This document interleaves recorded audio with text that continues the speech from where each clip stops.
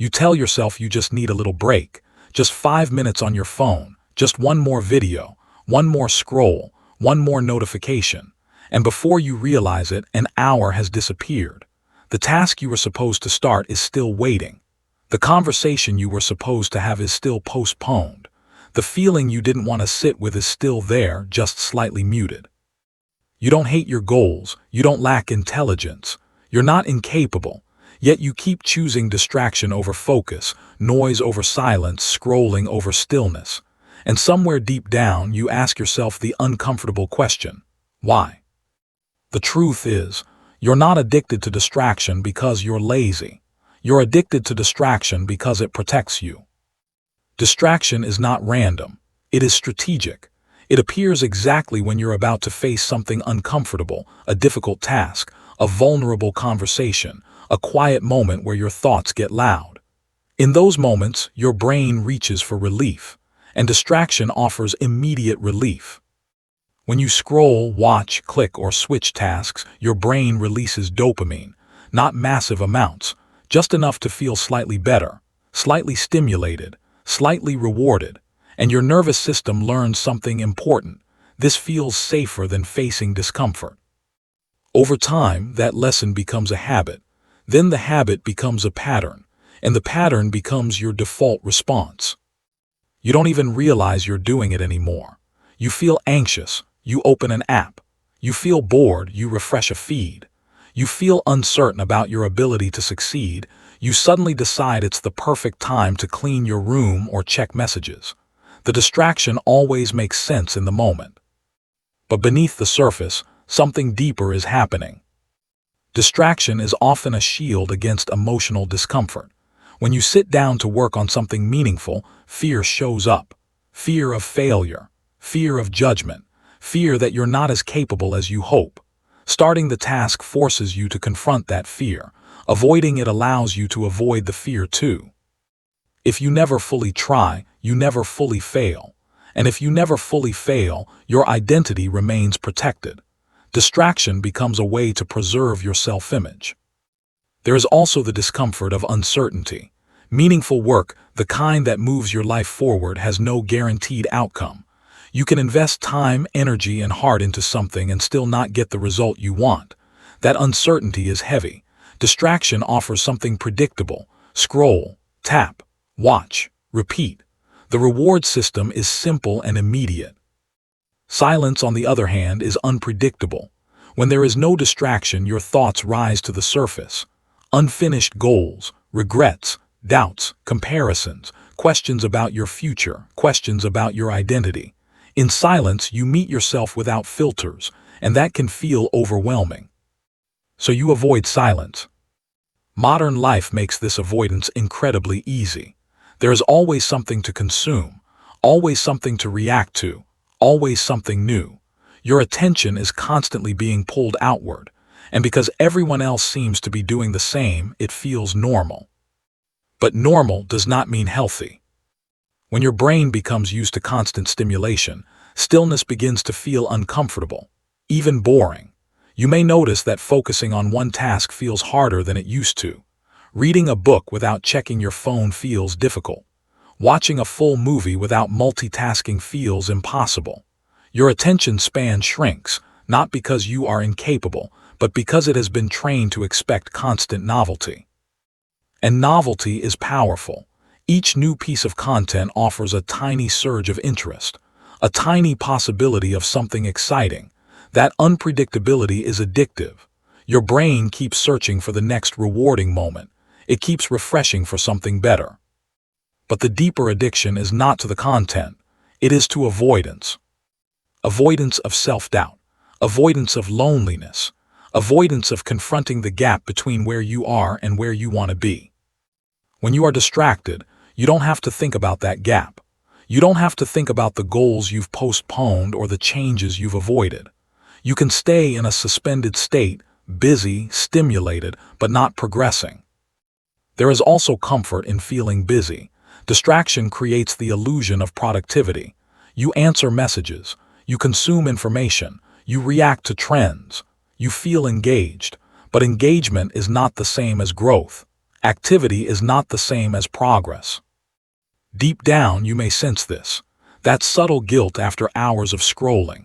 That quiet disappointment when the day ends and nothing meaningful moved forward. That inner voice that says, you could have done more. And instead of listening to that voice, you distract yourself again. Distraction also helps you regulate emotions in the short term. If you feel sadness rising, you can drown it in noise. If you feel anger building, you can redirect your attention. If you feel insecure, you can escape into someone else's story. It works temporarily. That's why you keep doing it. But what you avoid does not disappear. It waits. The unprocessed emotion stays in your body. The unfinished task remains on your mind. The conversation you avoid continues to create tension. Distraction delays discomfort. It does not resolve it. There is another layer to this addiction: identity confusion. When you are constantly consuming other people's lives, opinions, and achievements, you spend less time developing your own. Your thoughts become a mixture of everyone else's ideas. Your desires become influenced by comparison. Your self-image becomes fragile. And when your sense of self feels unclear, focus becomes harder. Because focus requires direction. Direction requires clarity. And clarity requires time alone with your own thoughts. But you rarely give yourself that time. Instead, you move from one distraction to the next, telling yourself you'll focus later. Later when you feel more motivated. Later when the pressure increases. Later when you have no choice. And sometimes pressure does force you to act. Deadlines, consequences, external expectations. But when the pressure is gone, the pattern returns, because the root cause was never addressed. You are not addicted to distraction because you lack discipline. You are addicted to distraction because it feels safer than discomfort. Facing your work means facing your limits. Facing your thoughts means facing your truth. Facing your goals means risking failure. Distraction keeps you in a controlled environment where nothing truly threatens you, but nothing truly transforms you either. There is a cost to this cycle. Over time, your confidence decreases. Not because you're incapable, but because you have less evidence of yourself finishing hard things. Your trust in yourself weakens. You begin to see yourself as someone who starts but doesn't complete, someone who plans but postpones. That identity quietly shapes your future decisions. And yet the desire to focus never fully disappears. The part of you that wants depth, mastery, and meaning is still there.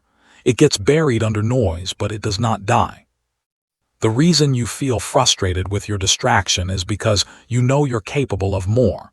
If you truly believed you were incapable, you wouldn't feel guilty. You would feel indifferent, but you're not indifferent, you're conflicted. Part of you wants comfort, part of you wants growth. Distraction feeds the first part, discipline feeds the second. And the longer this internal battle continues without awareness, the more automatic your distractions become. Breaking the addiction to distraction does not start with deleting apps or forcing extreme discipline. It starts with understanding your discomfort. The next time you feel the urge to distract yourself, pause for just a moment. Ask a simple question: what am I trying not to feel right now? The answer might surprise you. Maybe you're about to start a task that feels overwhelming. Maybe you're afraid you won't do it well. Maybe you're tired but don't want to admit it. Maybe you're lonely. Maybe you're uncertain about your future. The urge to distract is often strongest right before emotional exposure. When you become aware of this pattern, you regain power, because now the distraction is no longer unconscious. It becomes a choice. That doesn't mean the urge disappears. It means you see it clearly. You can begin to build tolerance for discomfort in small doses. Instead of reaching for your phone immediately, sit with the discomfort for 60 seconds. Notice the restlessness. Notice the thoughts. Notice the resistance. You will realize something important. Discomfort rises, peaks, and then settles. It does not destroy you. Your brain has been trained to escape the first wave of discomfort. But if you allow yourself to experience it, you strengthen your focus muscle. You prove to yourself that you can handle it. Another powerful shift is redefining boredom. Boredom is not an enemy. It is space. It is the gap where creativity grows. It is the quiet where original thought emerges. But when your brain is addicted to stimulation, boredom feels intolerable. If you reduce constant input, slightly less scrolling, slightly less background noise, your nervous system recalibrates. At first, silence will feel loud, but gradually it will feel grounding. You may also need to address the deeper fears connected to your distraction. Fear of failure is one of the strongest. Many people procrastinate not because they don't care, but because they care too much. If something matters deeply, the risk of failing feels more painful. So they delay starting, protecting themselves from potential disappointment. But avoidance creates a different kind of pain: regret. Regret accumulates slowly. Each postponed action adds to it, and one day you realize that time has moved faster than you expected. The antidote to fear is not certainty. It is action. Small, imperfect action. When you start before you feel ready, you gather evidence that you can move despite discomfort. Each completed task rebuilds self-trust. Self-trust is the opposite of distraction. When you trust yourself to act, you no longer need to hide from your potential. It is also important to create environments that support focus, not environments that rely solely on willpower. Put your phone in another room while working. Turn off non-essential notifications. Designate specific times for consumption instead of constant access. These are not punishments. They are boundaries for your attention.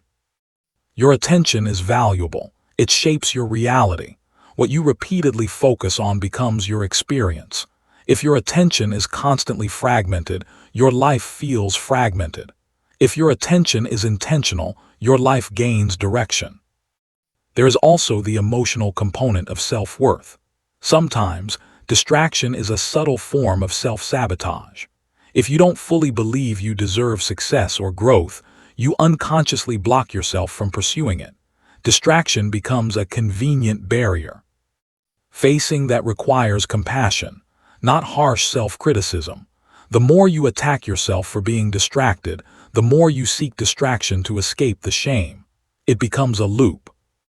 Instead, approach yourself with curiosity. I notice I'm avoiding this. Why?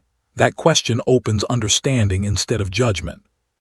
You may discover that you're exhausted. True rest, not distracted rest, might be what you need. Or you may discover unresolved emotions that require attention. Journaling, honest conversations, or quiet reflection can release what you've been suppressing. When your inner world is less chaotic, your need for external noise decreases. There is something powerful about completing what you start. Even small things, making your bed, finishing a short workout, completing one focused work session. Each completion sends a signal to your brain: I follow through. That identity shift is gradual but transformative. Over time, focus stops feeling like punishment and starts feeling like empowerment. You realize that depth is more satisfying than endless stimulation. That creating is more fulfilling than consuming. That progress feels better than escape. You will still experience urges to distract yourself.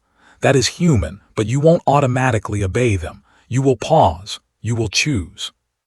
And that choice changes everything. You are not broken. Your brain is responding exactly as it was trained to respond, to seek comfort and avoid pain. But you are capable of retraining it. Every moment of awareness weakens the addiction. Every moment of intentional focus strengthens your future. You are not addicted to distraction because you lack potential. You are addicted because you have been protecting yourself from discomfort. The moment you decide that growth is worth temporary discomfort, the pattern begins to shift. Distraction will always offer quick relief, but focus offers long-term freedom. And deep down, what you truly want is not another scroll, another video, another escape. You want clarity. You want confidence. You want control over your time and your mind. That begins the moment you stop asking, "Why can't I focus?" and start asking, "What am I avoiding?" Because when you face what you've been running from, distraction loses its power, and you finally step into the depth discipline, and direction you've always known you were capable of.